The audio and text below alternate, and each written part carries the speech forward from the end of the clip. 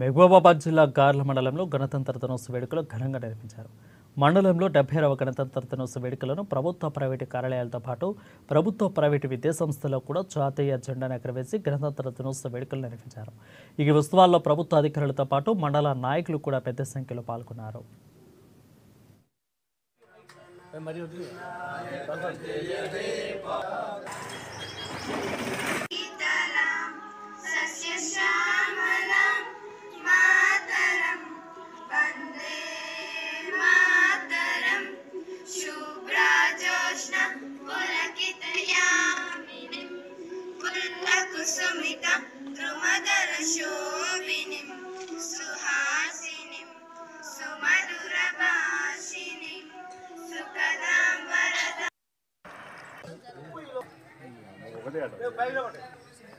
ఒకటి